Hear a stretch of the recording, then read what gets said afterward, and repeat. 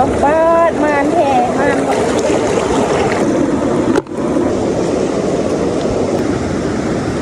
ทุกคนนี่สาวน้อยได้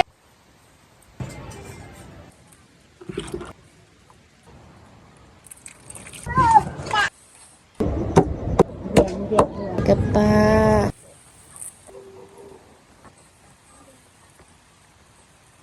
ว้าวทุกคนนี่ก็เป็นตะแสบแท้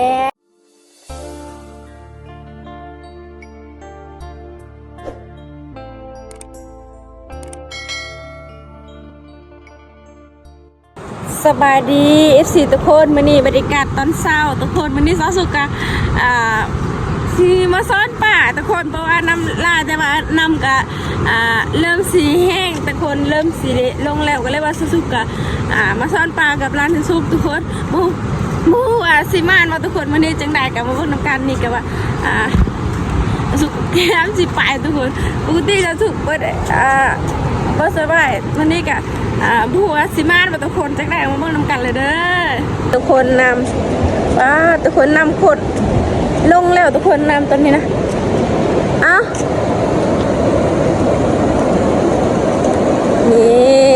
นี่กำลังสุกทุกคนเบิ่งนำกันเลยเด้อว่าสิมานมาทุกคนเบิ่งป้ามีคนมาซ้อนปลาคือกันทุกคนป้าทุกคนมานี่ทุกคนเห็นป้ามานแท้มานว่าทุกคนเห็นป่ะสาวสุกก็ซ้อนทุกคนทางก็มาน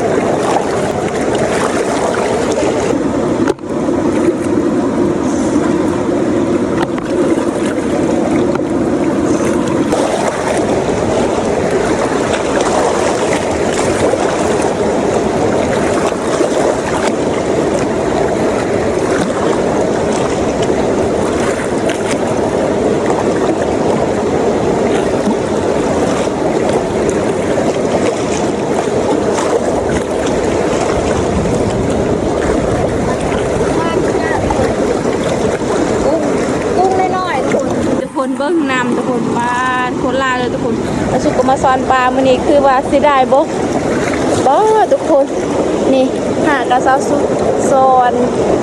คือเดียวทุกคนก็ได้ซ้ำเนี่ยทุกคนทุกคนนำลาทุกคน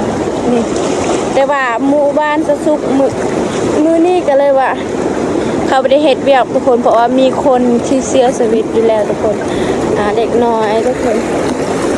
แต่ว่าบ่แม่นเด็กน้อยเท่านั้นแต่ว่าก็สิเป็นสาวคือกันแหละทุกคน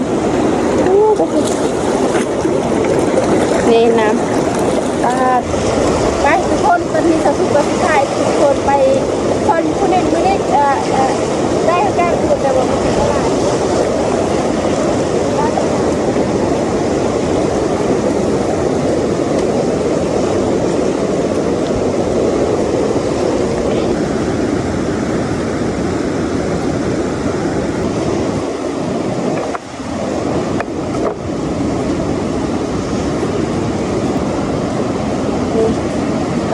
ทุกคน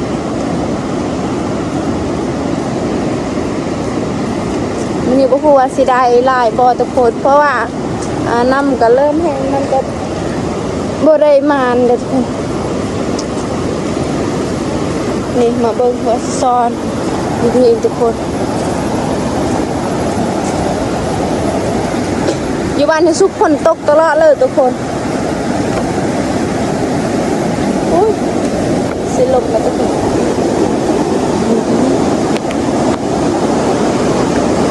ทุกคน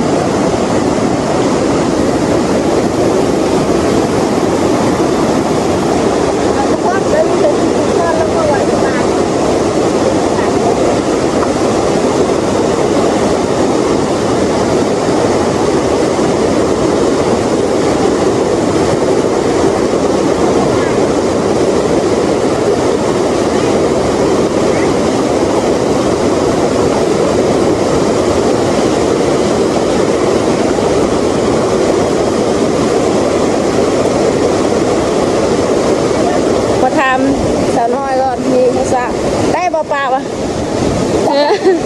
เบิดมากาวะโอ้ทุกคนนี่สาวน้อยได้ลายป่าคือได้ลายเทคือเอาลายเทสาวนี่ เมื่อไรบ่เมื่อวายเททุกคนปาดคือได้ลายทุกคนส่วนจะสุกก็ซ้อนสะดุ้งก็ซ้อนสะดุ้งก็บ่ได้ทุกคนเขาก็ซ้อนมุ้งได้อยู่ทุกคนเบิ่งน้ำนะงานเขาก็ได้ลายทุกคนส่วนจะสุกเบิ่งนี่กระซับนี่ทุกคนจะสุกก็ซ้อนสะดุ้งก็ได้กุ้งทุกคนกุ้งน้อยๆทุกคนน้ำกันเลยทุกคนว่าจะสุกก็สีได้คือการบอนี่นะ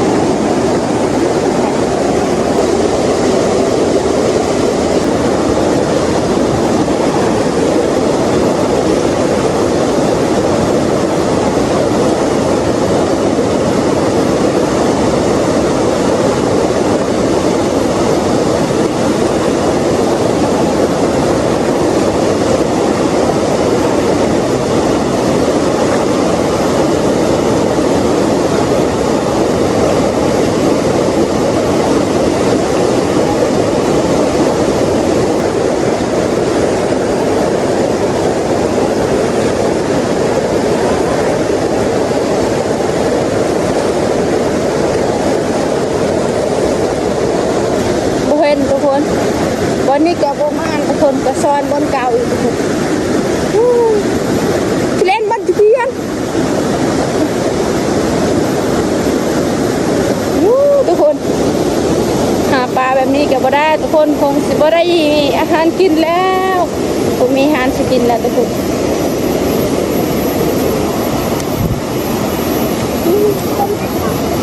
เอ้ยลมแดดไปก็หันตรังกะจริง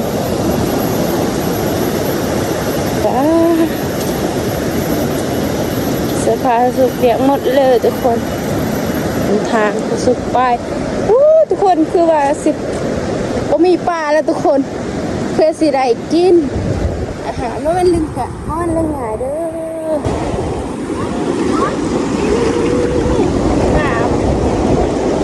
นี่ทุกคนทางป่าทางกุ้งทุกคนมาแล้วทุกคนเห็นไหมมันติ้ง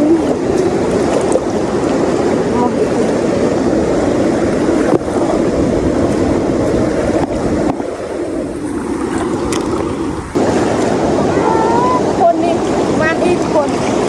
นี่เห็นไหม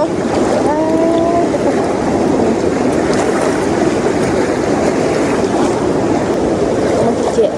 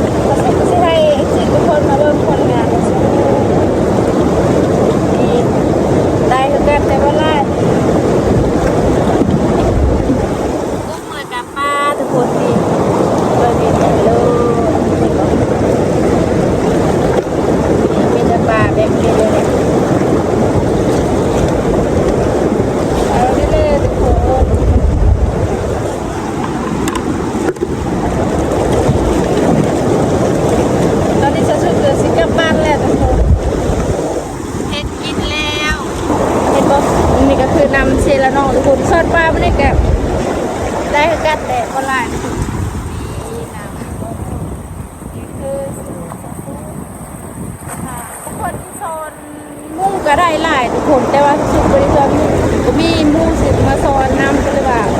บริซ้อนมูทุกคนอันนี้ลายสุดก็ซ้อนก็ได้ทุกคนก็เป็นก็นำลายทุกคน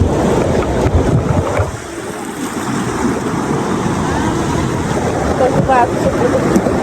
นี่แบบซ้อนป่ากับลายสุดก็พอได้กินดูทุกคน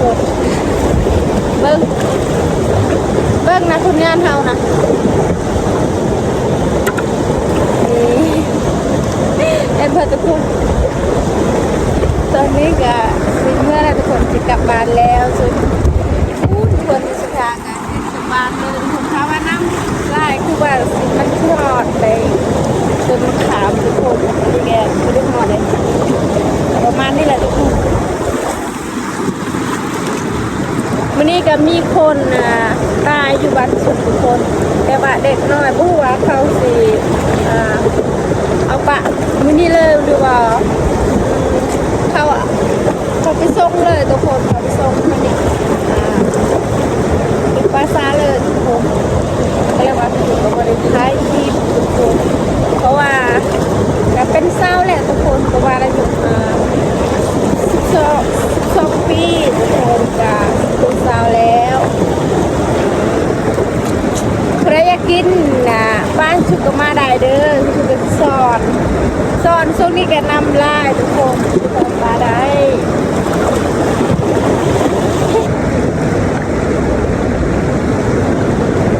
ทุกคน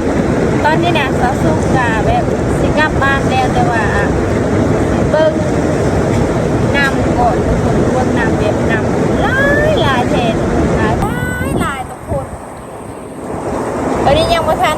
ล้างหน้าทุกคนยังไม่ล้างหน้ายังไม่ทันล้างหน้าเพราะว่าตอนเช้าเราไปเบอร์สุภาพตอนนี้ก็สิกลับบ้านแล้วนี่ทางกลับบ้านแล้วทุกคน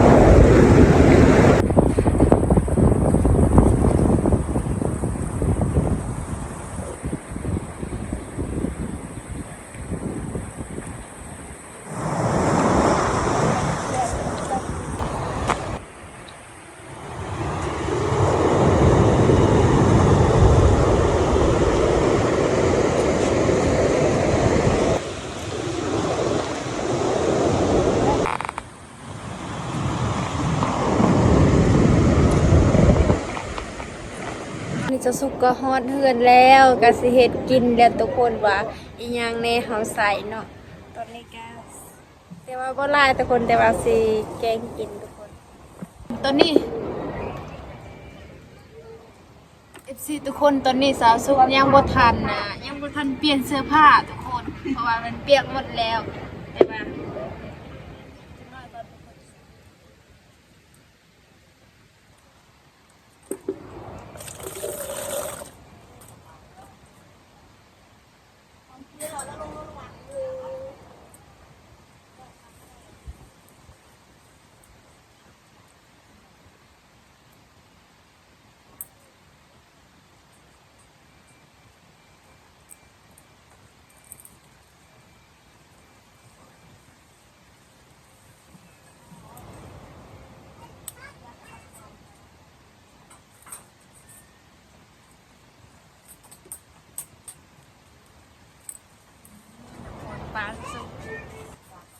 ตอนนี้ยังไม่ทันเปลี่ยนเสื้อผ้าทุกคน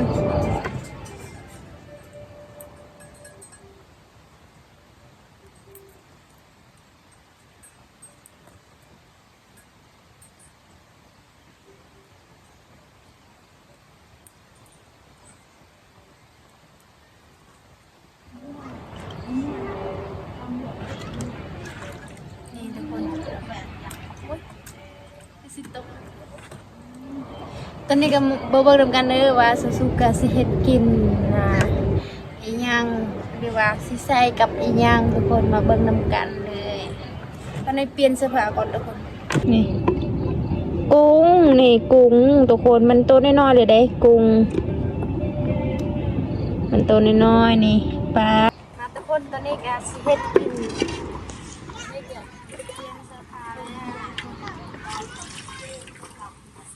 แกงปลา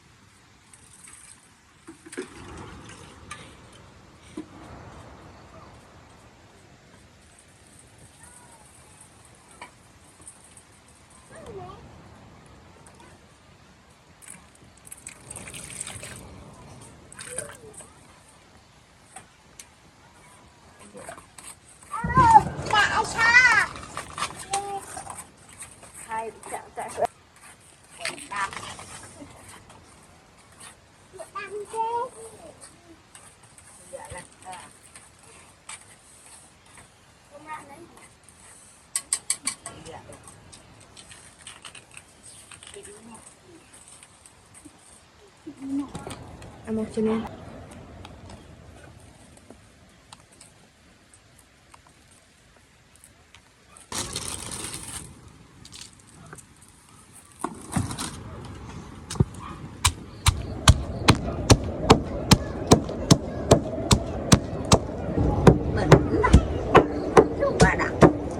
ตำแจวก่อนทุกคน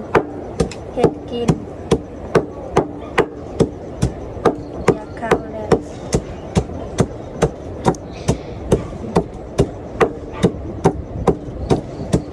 มาเจ๊ใส่เรียนเรียนเรื่องวันนี้ชนะเรือจะรู้ชิว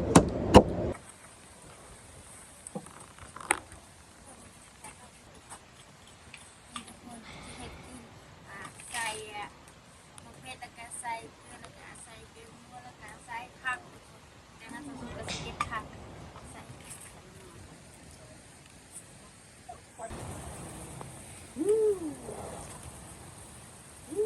แป้นเต้า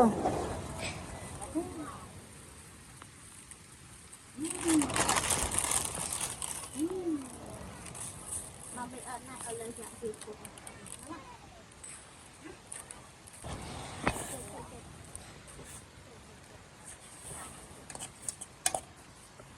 นี่ทุกคนให้มันสุกๆแล้วก็ใส่ผักแล้วก็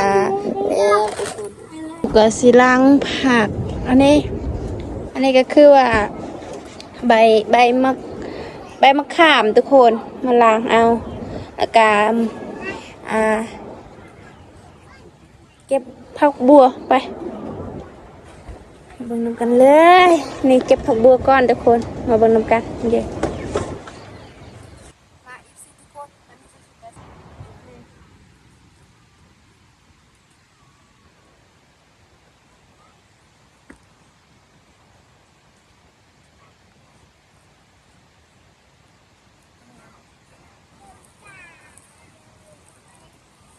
ตอนนี้ก็สิเก็บผักบัวก่อนทุกคนมาใส่กับปลาแล้วก็กุ้งไปพร้อมแล้วก็ผักหอมโอ้ยตกแล้วทุกคนครับบ้านเฮาก็ต้องปลูกผักตามสานตามเฮือนเลยทุกคนแล้วสิเฮ็ดกินได้แล้วนี่ได้แล้วทุกคนเอาแล้วซ้ำนี่นะป้าทุกคนมันยากรีเบิ้งนะโอ้ถ้าตกนี้แล้วเลยทุกคนนี่ทุกคนผักสุกสิล้างก่อน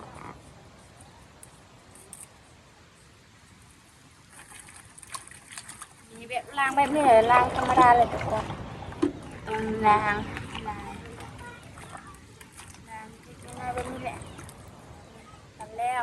มาใส่ลง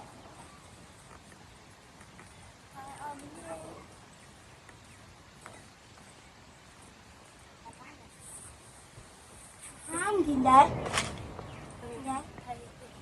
ตอนน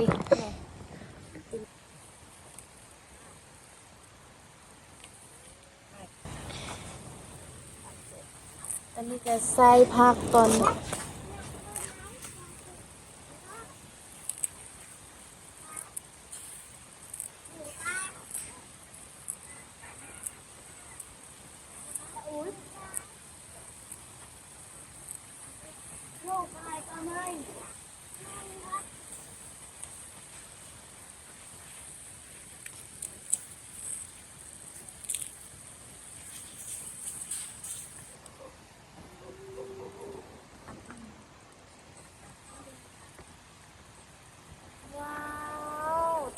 นี่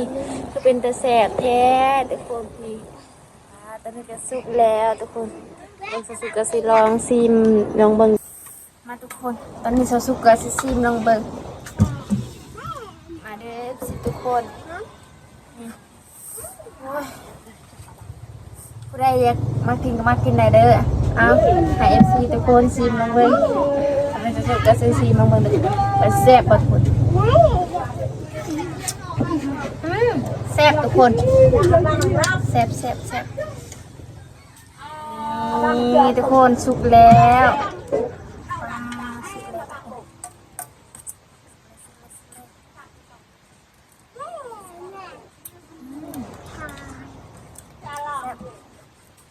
อันนี้ก็สิเฮ็ดกินเบิ้นเอ้กูตั้งงานเบิ้นต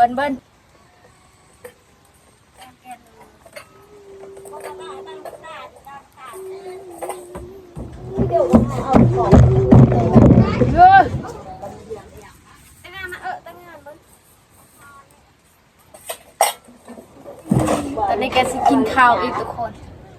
เจ็ดโอ้ตั้งงานแกตั้งงานอะไรเย็ดตั้งงานมัน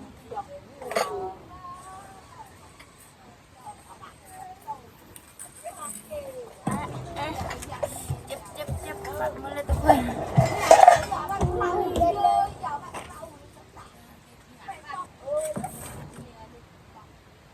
สิมาตักก่อนทุกคนใส่ถ้วยแล้วก็สเก็ตข้าว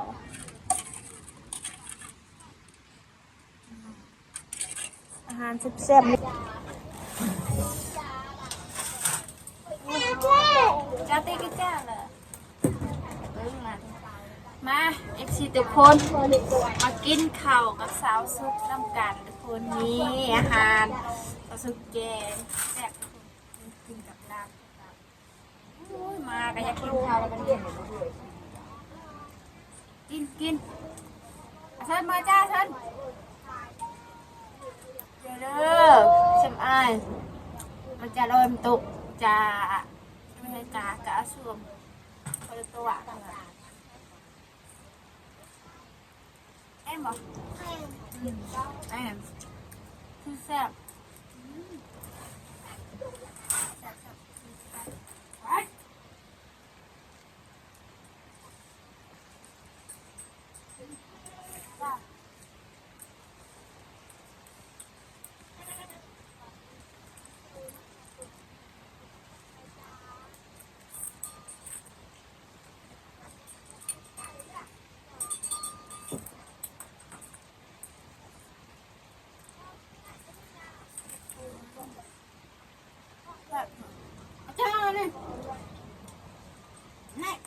จ้าก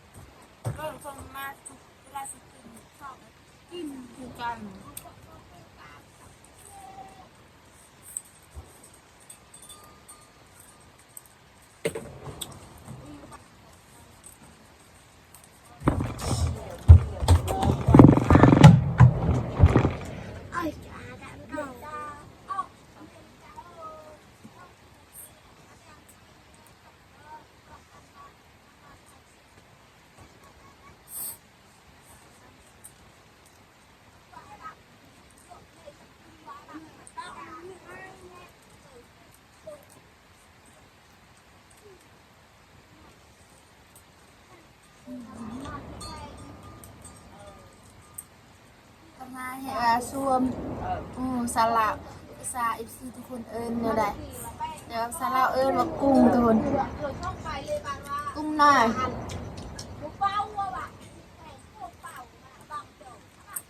กุ้งทะเลทุกคนใหญ่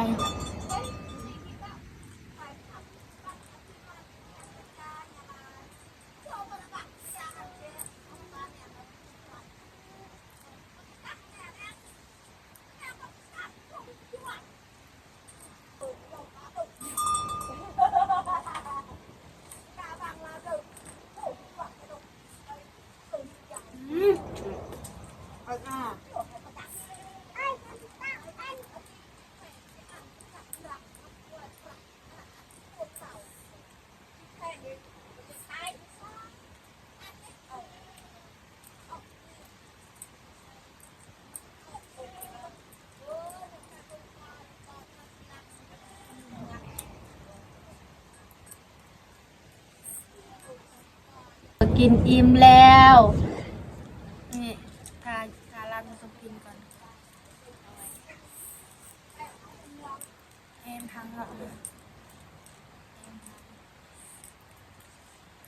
ทางก็คือว่าแซ่บหลายทุกคนภาษาซาซุกกะแบบชาวเบาอ่ะแต่ภาษาซาซุกกะที่ทุกคนกับบ่เข้าใจทุกคนก็เลยแบบว่าบางเทื่อกับซาซุกไปได้บางเทื่อซาซุกไปบ่ได้แต่ไม่รู้กันซาซุกกับบ่ค่อยฮู้คือกันนะทุกคนอาจารย์จะเอาหนึ่งหลง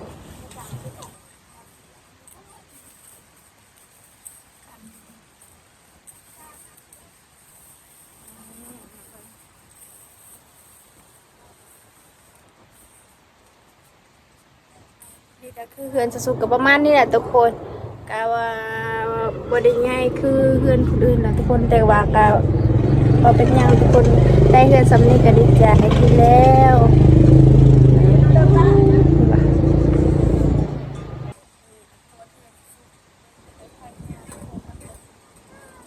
เปื้อนเลยแล้ว ว่าดังปะทาง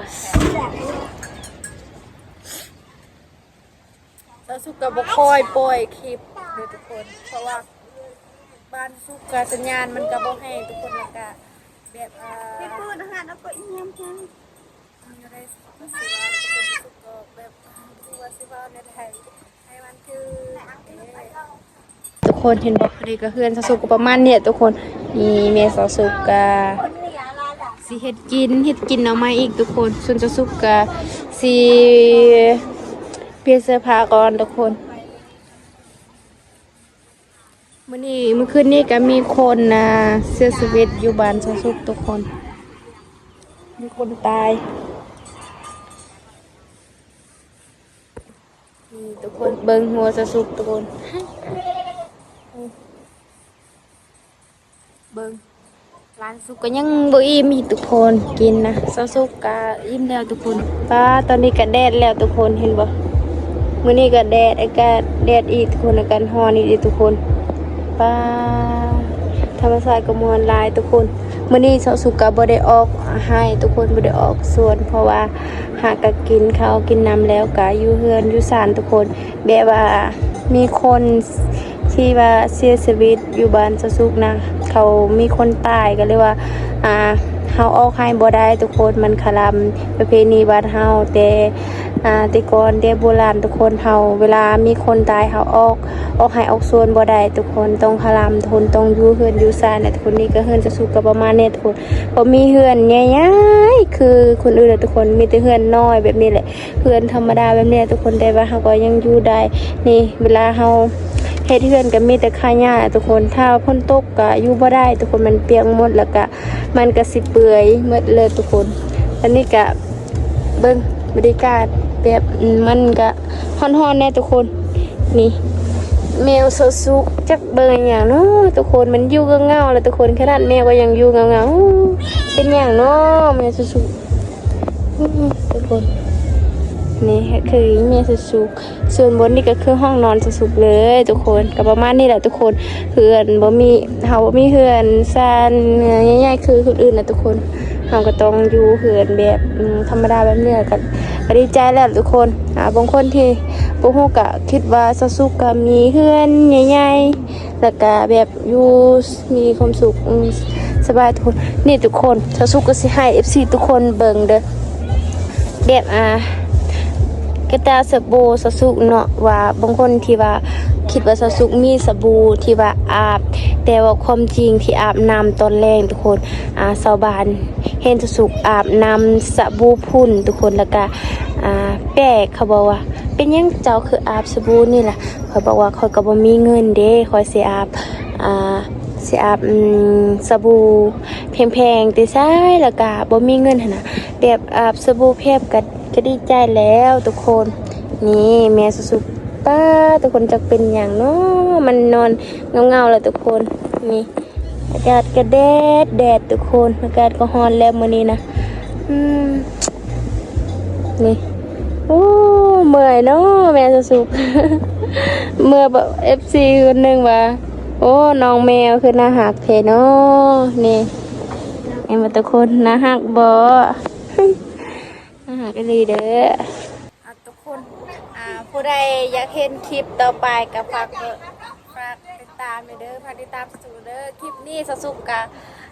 สิเป็นซัมนี้ก่อนทุกคนคลิปหน้าพอกันใหม่ชมคลิปนี้ก็ฝากกดไลค์กดแชร์ฝากติดตามด้วยฝากกำลังใจให้สาวสุกเฮ็ดคลิปต่อไปทุกคนบ๊ายบาย